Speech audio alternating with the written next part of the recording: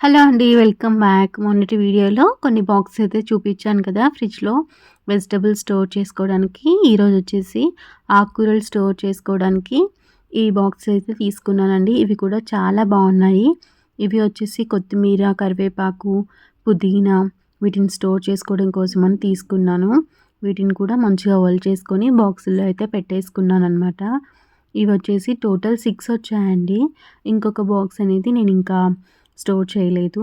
So, ఈ 4 బాక్సెస్‌లో వచ్చేసి ఆకుకూరలు పెట్టేశాను. ఒక బాక్స్‌లో వచ్చేసి క్యారెట్‌ని కూడా పీల్ చేసేసి రెడీ టు సర్వ్ లాగా పెట్టేసుకున్నాననమాట సలాడ్ కోసం. అందుకోసం అని చెప్పేసి నేను ఈ బాక్స్ అన్నీ తీసుకున్నానండి. టోటల్ 6 వచ్చాయి కదా!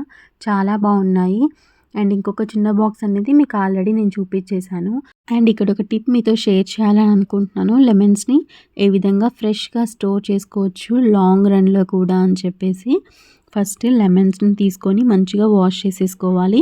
వాష్ చేసుకున్న తర్వాతకి ఒక బాక్స్‌లో ఏదైనా పర్లేదండి. Either it is plastic are glass bottle. Lemons అన్నిటిని కూడా బాటిల్‌లో వేసేసి నిండుగా వాటర్ పోసేసి బాక్స్ క్లోజ్ చేసి ఫ్రిడ్జ్‌లో స్టోర్ చేసుకున్నట్లయితే చాలా రోజులు ఫ్రెష్‌గా ఉంటాయి. ఎలా అనిపించింది టిప్ నాకు చెప్పండి.